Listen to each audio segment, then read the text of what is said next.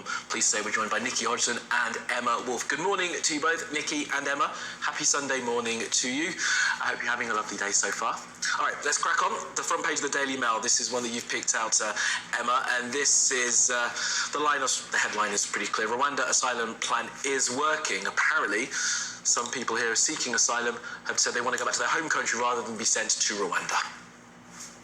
Yeah, so this is the controversial asylum policy from Priti Patel, our Home Secretary, which was launched to great fanfare last month. The plan to basically send migrants to Rwanda for processing. And according to the Daily Mail, or Mail on Sunday, it is actually working. It has apparently deterred 10 migrants have asked they've sort of pulled their applications out. They've asked to be sent back home rather than to be sent to Rwanda. So far, almost 100 migrants have been given notice that they're going to be sent to Rwanda. And this is obviously seen as a boost to Priti Patel because the plan was extremely controversial, with lots of people saying it wouldn't ever happen. And so it looks like it may be having some effect. The Home Office are hoping that it'll kind of have a cumulative effect, and that once people start being booked on flights to Rwanda, people will start withdrawing their applications, and that there will be fewer migrants applying for asylum in the UK. Yeah, and Nikki, your thoughts on this thing? So, reading into the article, it does make it clear that the first flights planned to Rwanda earlier this week were blocked because of legal challenges, and they don't plan on sending anyone yet until at least the 6th of June. Well, it's interesting because the Daily Mail, from the inception of this plan, have really got behind it. They did a poll a couple of weeks ago asking people whether we supported it or not, the British public, and the poll was very, very tiny. It was of a pool of less than 1,000 people, but they touted this as a headline saying this is what Britain wants. So I'm very suspect at the minute about the Mail's reporting on this particular policy, because they are clear that they have an agenda to push it. And I just think we need far more time and far more evidence to look at the numbers, and that doesn't take away from the fact that it will remain controversial because of the potential human rights aspect of people being sent to Rwanda and us having no control over what happens to them at that point. Absolutely right. Okay, let's move on to the front page of the Observer then. Nikki, this is your one. This is we talked about the line already this morning. The Observer say that the Prime Minister is going to sacrifice a top official, that's Simon Case, to try and save himself. Yeah, so this is the news that the Partygate report that Sue Gray has authored will finally be out this week, that it's pretty damning to the Prime Minister and everybody involved, and that as a result, Boris will sack Simon Case, who's the head of the civil service, in order to protect himself and keep his own job. There's a kind of discussion here that the reason Simon Case has been kept in his role up until now is exactly for this purpose. It's a manoeuvre that the Prime Minister has always been planning to pull if the report was as damning as it now suggests. But will it be enough to save him? Because, the Tory leadership could, the cabinet could still decide that it's time for him to go. The party in general could. It'll be interesting to see if people start putting in letters again to the 1922 committee. It still might be too little too late for Boris, and it will be very, very interesting to see if the devil is in the detail. Yeah, we will see, won't we? We're expecting that report in the next few days. Answer that question from Nikki. Do you think it will be enough to save him if he does, in fact, sack Simon Case when the report comes out and it's as damning as we think it may well be?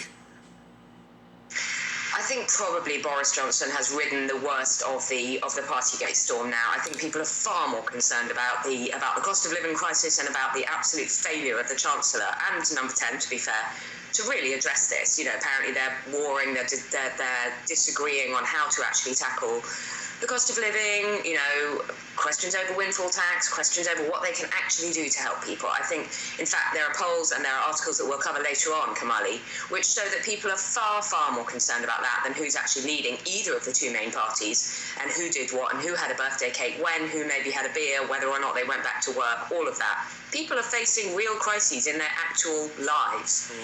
And actually, the lockdown rules themselves were ludicrous, so there you go. That's, of course, your opinion. It's difficult, I suppose, for people to deal with all the politics that's going on when they can't feed their families at certain times. You're exactly right with that. Okay, let's look at the front page of the Sunday Times. This is another one that you've picked out, Emma, and this is a quite shocking story, seemingly, that the NHS may have been involved in covering up the deaths of people in ambulances. Just tell us about this reporting.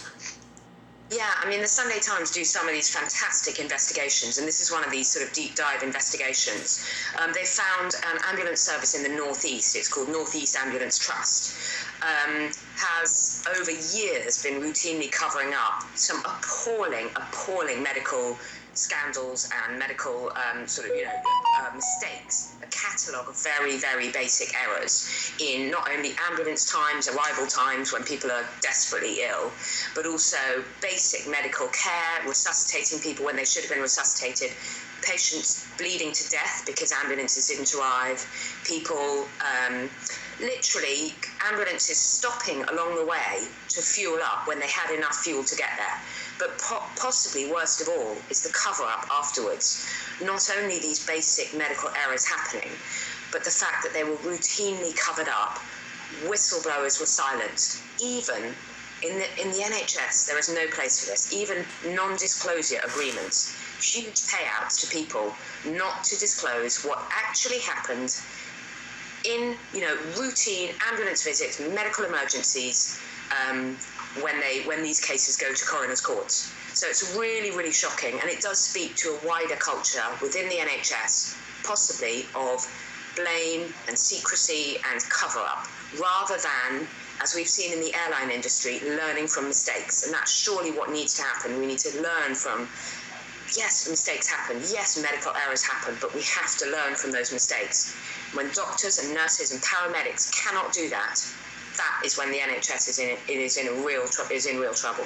Yeah, and Nikki, the reporting from this says that the instance they're looking at happened in 2018 and 2019, which of course is before the real height of the pandemic. And we know from the past couple of weeks there's been reporting that the ambulance services are under so much pressure all over the country right now. So kind of concerning, isn't it?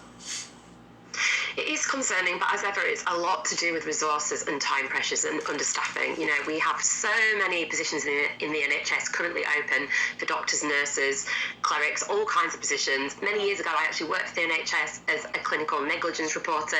That meant dealing with the kinds of complaints that patients would put in when things went terribly wrong in surgery, not ambulances, but surgery. And so those things have always been in existence. It's difficult to know if this is much worse than it was sort of 10 years ago, 20 years ago, at the time that I was working for the NHS. But obviously it should never be happening. And I completely agree with Emma saying that if people aren't allowed to speak about what went wrong and therefore learn from it, it will keep happening. Absolutely right. Okay, Nikki, Emma, thank you for that. All right, let's go to the front page of the Sunday Telegraph. Really getting through some stories today, guys. Thank you for that. All right, so the front page of the Telegraph, this is your pick, Nikki, and this is about, read the headline out, civil servants erasing women from new laws. What's that all about?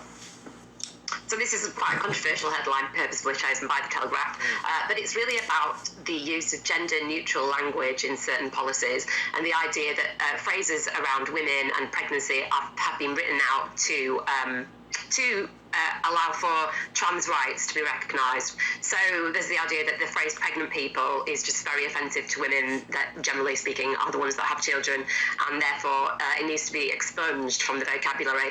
It's important because this has come from a cross-parliamentary committee. So this isn't just about the Tory party saying that we've got to change the language that we're using because we are actually writing women out of laws. It's across the board. But this has been always about trying to include people, about trying to make trans people feel welcome and safe. I don't think it's ever been really to exclude women. But the report is saying that is actually what's happening because they're becoming absent from the reports that are written by the civil service, and therefore it has to change. Yeah, and Emma, this is about the wider issue, of course, of trans rights and women's rights as well. It's a very contentious issue right now, isn't it? It's incredibly contentious, and I almost don't want to say anything about anything when we come. It's just so difficult to say something without offending people. I do think it's fairly ridiculous, she says, wading into the debate. I do think it's fairly ridiculous to refer to pregnant people and to talk about chest feeding and frontal birth and things like this when we could just talk about women giving birth and women becoming mothers.